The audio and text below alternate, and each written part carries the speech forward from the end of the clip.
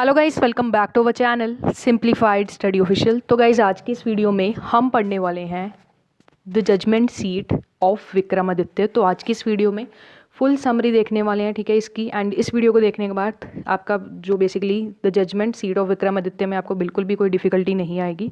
And important questions के लिए, hand written notes के लिए, ठीक है, आपको हमारे चैनल की गोल्ड मेंबरशिप ज्वाइन करनी पड़ेगी, जहाँ पे आपको सारे जो चैप्टर्स हैं इंग्लिश के वो सारा आपको वहाँ पे नोट्स मिल जाएंगे, हैंड रिटन नोट्स मेरे लिखे हुए, ठीक है। तो उसके लिए आपको गोल्ड मेंबरशिप ज्वाइन करनी पड़ेगी। तो स्टार्ट करते हैं। तो जो ये स्टोरी है the judgement seat of Vikramaditya, ठीक है, ये बेसिकली जो विक्रमादित्य थे उनकी प्योरिटी एंड चैरिटी के बारे में बताती है कि वो कितने अच्छे फैसले करते थे। ये जो स्टोरी है हमें हिस्ट्री के पेजेस तक ले जाती है, जिसमें हम किंग विक्रमादित्य की जो हिस्ट्री है उसके बारे में पढ़ते हैं, ठीक है। एंड जो विक्रमादित्य थे ये किंग थे मालवा के 57 BC के ईयर में, ठीक है। एंड जो ये स्टोरी है ये स्टार्ट कब होती है, मतलब यहाँ पे बेसिकली बताया गया जो विक्रमादित्य जो किंग थे मालवा के, ठीक है, जिस टाइम हिस्ट्री में वो क्या थे, किंग थे मालवा के, कब थे 57 BC को। एंड वो इतने अच्छे फैसले करते थे ना, कभी उनका मतलब उन्होंने इतने फैसले किए, कभी भी ऐसा नहीं हुआ होगा कि उन्होंने किसी निर्दोष व्यक्ति को क्या कर दिया है, सजा दे दी हो, या फिर जिसकी गलती है और उसको छोड़ दिया हो। मतलब उनके फैसले, जजमेंट उनकी इतनी अच्छी होती थी ना कि मतलब अगर आज भी, अगर प्रेजेंट डेट में भी कोई जज अच्छे फैसले सुनाता है ना, लोग उन्हें कहते हैं कि लगता है ये किसकी कुर्सी पे बैठा है, विक्रमादित्य की सीट पे बैठा है, ठीक है। तभी इसका नाम है the judgement seat of Vikramaditya.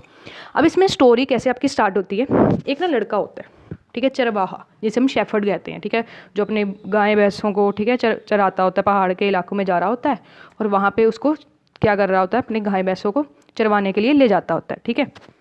And वहाँ पे वो बच्चा होता है, मतलब कह सकते हो छोटा होता है, 10-12 साल का बच्चा होता होगा, ठीक है। एंड वो ना अपने जैसे गाय भैंसों को चराने के लिए ले जा रहा होता है। एंड बहुत सारे बच्चे होते हैं, चरवाहे होते हैं, तो वो कहते हैं, मतलब एक जगह पे रुक जाते हैं, गाय भैंसें चर रही होती हैं, तो कहते हैं हम ऐसा करते हैं, हम ना कोई खेल खेलते हैं। तो उनमें से एक बच्चा होता है, वो ना वहाँ पे पत्थर बैठा हो, वहाँ पे ना पत्थर बना होता है, ठीक है, उस पत्थर पे जाके बैठ जाता है। वो कहता है तुम ऐसा करो, और दो बच्चों को कहता है तुम ना मेरे पास झगड़ा लेके आओ, मैं ना फैसला सुनाऊंगा, ठीक है। ऐसे मतलब खेल खेल में जैसे सरपंच टाइप नहीं होता कि दो लोग आएंगे एंड उनमें से वो क्या करेगा, फैसला करवाएगा, ऐसा वो शेफर्ड जो होता है चरवाहा, वो ऐसे खेल खेलने लग जाता है, ठीक है। तो इस पर्टिकुलर चीज़ से जो ये स्टोरी है ये ना स्टार्ट होती है।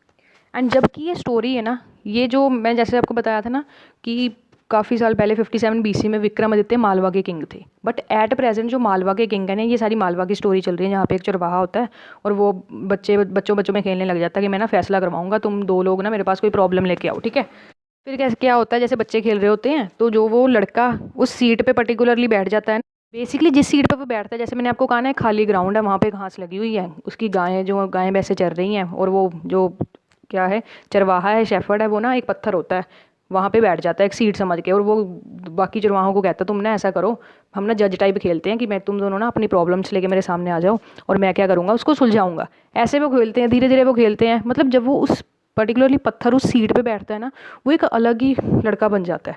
पर वो इतने अच्छे फैसले सुनाने लग जाता है ना, चाहे वो खेल खेल में सुनाने लग जाता है। धीरे धीरे क्या होता है, जो गांव के लोग होते हैं ना, वो उस लड़के के पास अपने फैसले सुलझाने के लिए आते हैं, और वो इतना सही फैसला करते हैं ना, जैसे मैंने आपको बताया ना, विक्रमादित्य इतना अच्छा फैसला करते थे, कभी भी कोई भी क्रिमिनल ना उनको चीट नहीं कर पाया, और उन्होंने कभी भी किसी भी निर्दोष व्यक्ति को कभी भी सजा नहीं दी। मतलब वो इतने अच्छे फैसले करते थे। और वो जो लड़का शेफर्ड है ना, जो जैसे मैंने आपको कहा वो पत्थर पे बैठ के ऐसे फैसले सुना रहा है, ठीक है, वो तो खेल खेल में सुना रहा है, धीरे धीरे ना बहुत, मतलब जैसे वो उस पत्थर पे बैठता है, उस सीट पे बैठता है ना, तो वो एकदम अलग ही बंदा बन जाता है। कई लोगों का मानना था कि इस जगह पे ना पहले ना विक्रमादित्य का वो हुआ करता था, महल हुआ करता था, ठीक है। वो सोचते हो सकता है यहाँ पे भी उनकी कोई सीट हो, तो वहाँ बैठ के वो फैसले सुनाने लग जाता है, ठीक है। और धीरे धीरे ना जो विलेजर्स होते हैं, ठीक है, जो गांव के लोग होते हैं आसपास के, वो भी उस लड़के के पास आके फैसले करवाते हैं, और वो लड़का इतने अच्छे तरीके से फैसले करता है ना, ऐसा लग रहा है कि वो विक्रमादित्य की सीट पे बैठा हुआ है, ठीक है। मतलब वो इतने अच्छे फैसले सुनाने लग जाता है। अब जैसे मैंने कहा जो ये स्टोरी है मालवा की है, ठीक है। अब बहुत पहले मालवा के कौन राजा थे, विक्रमादित्य। अब जो प्रेजेंट का राजा है ना, उसको ये खबर पहुंच जाती है कि एक लड़का है, वो ना ऐसे एक सीट पे बैठता है और सारे गांव वालों के ना बहुत अच्छे तरीके से फैसले करवा रहा है, ठीक है। अब जो किंग है वो कहता है कि लोग मेरे पास फैसले करवाने नहीं आ रहे, उस लड़के के पास जा रहे हैं, ठीक है, उस शेफर्ड के पास जा रहे हैं। तो वो क्या कहता है, अपने जो उसके सेनापति वगैरह होते हैं ना, जो उसके सिपाही वगैरह होते हैं, उनको कहता है कि जाओ वो ना जो पत्थर है ना, जो सीट है ना, वो मेरे महल में लेके आओ, मैं उस पर बैठूंगा और एकदम अच्छे फैसले सुनाऊंगा, ठीक है। उसके जो सिपाही होते हैं वो ऐसे ही करते हैं, वो चले जाते हैं वहाँ पे और वो जो पत्थर होता है ना उसको महल में ले आते हैं। अब जो किंग होता है वो ना उस पर बैठने के लिए तैयार हो जाता है कि भाई अब ना मैं क्या कहता हूँ, इस पे बैठूंगा और एकदम अच्छे फैसले सुनाऊंगा, ठीक है, मेरी सभी जय जयकार करेंगे। तो वो क्या करता है कि सब मतलब अपने महल में वो पत्थर रखवा लेता है, वो सीट रखवा लेता है और उस पर ना जैसे ही बैठने लगता है तो ना एकदम एंजल्स होती हैं ना, जिसको हम मतलब एंजल्स होती हैं 25 एंजल्स वहाँ पे आ जाती हैं। वो कहते हैं तुम इस सीट पे तभी बैठोगे अगर तुम हमारे किसी एक भी प्रश्न का उत्तर दे दोगे, ठीक है। तो राजा कहता है पूछो। तो पहली एंजल पूछती है क्या तुम सबसे पहले अपना फ़ायदा चाहोगे कि अपने लोगों का, जो अपने गांव के लोगों का फ़ायदा चाहोगे, मतलब उनकी भलाई चाहोगे कि अपनी भलाई सबसे पहले चाहोगे। तो वो बहुत ही आराम से कहता है कि मैं तो सबसे पहले अपना फ़ायदा देखूंगा, अगर मेरा हो रहा होगा तो वो चीज़ हम करेंगे, नहीं तो नहीं करेंगे, ठीक है। तो ये क्वेश्चन तो उस किंग का गलत हो जाता है, ठीक है। तो वो एक एंजल उड़ जाती है। तो ऐसी जैसे 25 एंजल्स होती हैं, ठीक है, 25 एंजल्स होती हैं जो सीट पर बैठी होती हैं। उस किंग से कहा जाता है कि अगर तुमने कोई भी सवाल का सही जवाब दिया तो हम तुम्हें सीट पे बैठने देंगे। ऐसे धीरे धीरे क्या होता है, फिर जो अब 24 एंजल्स रह गई, धीरे धीरे सभी एंजल्स उससे क्वेश्चन पूछती हैं, बट उसका जो क्वेश्चन है वो कोई भी क्वेश्चन का जो आंसर है वो नहीं दे पाता है।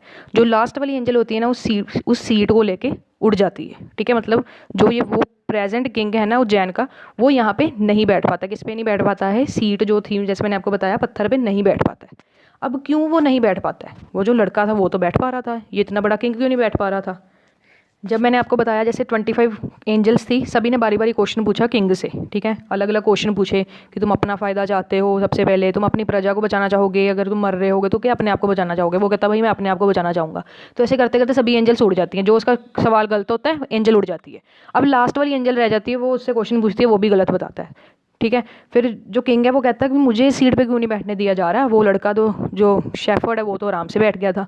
तो जो एंजल है वो कहती है कि सिर्फ जिसका हार्ट एकदम प्योर है, ठीक है, जैसे वो छोटा बच्चा था, वो ही सिर्फ इस पे बैठ सकता है, जिसका हार्ट बिल्कुल भी मतलब जिसका दिल एकदम सच्चा है, ठीक है, दूसरों की भलाई चाहता है ना, सिर्फ वही सीट पे बैठने के लिए अलाउड है, ठीक है। ये कह के जो एंजल है उस सीट को लेके उड़ जाती है। इसी कारण से जो शेफर्ड बॉय है ना वो उस पर्टिकुलर सीट पे बैठ पाया, बट जो किंग था उज्जैन का वो नहीं बैठ पाया था, क्योंकि जैसे मैंने आपको बताया विक्रमादित्य मतलब इतने कह सकते हो ना बहुत बढ़िया किंग थे। कभी भी जैसे मैंने आपको बताया कि वो किसी भी क्रिमिनल को छोड़ते नहीं थे, और कोई भी ऐसा, अब मान लो कोर्ट की मैं बात कर लूँ, कई बार हो सकता है गलत फैसले हो जाए, बट विक्रमादित्य से एक भी सिंगल फैसला ऐसा नहीं होगा कि उन्होंने गलत किया हो। तो मतलब कहने का मतलब है कि जो शेफर्ड था उसका जो दिल था वो एकदम प्योर था, ठीक है, एकदम छोटा बच्चा था, ठीक है। छोटे बच्चे का इतना झूठ के बारे में नहीं पता होता, अपने फ़ायदे के बारे में इतना नहीं पता होता, एकदम उनका जो दिल होता है वो एकदम प्योर होता है, ठीक है। इसी कारण से वो उस पर्टिकुलरली स्टोन पे बैठा। उस स्टोन पे बैठने के बाद वो जैसे मैंने आपको बताया ना वो एकदम चेंज हो जाता है, बहुत अच्छे फैसले सुनाने लग जाता है। जो विलेजर्स होते हैं वो भी कहते हैं कि भाई इसका फैसला तो बहुत ही बढ़िया, ठीक है, मतलब एकदम विक्रमादित्य की तरह वो फैसले सुनाता है। लोग कहने लग जाते हैं कि लगता है ये ना विक्रमादित्य की सीट पे बैठा है, ठीक है। कहने का क्या मतलब है कि सिर्फ प्योर हार्ट, जिसका दिल दूसरों के लिए मतलब कह सकते हो दूसरों की भलाई चाहता है, वो ही सिर्फ इस पर्टिकुलरली सीट पे बैठ सकता है, ठीक है। तभी वो जो किंग है उज्जैन का वो नहीं बैठ पाया।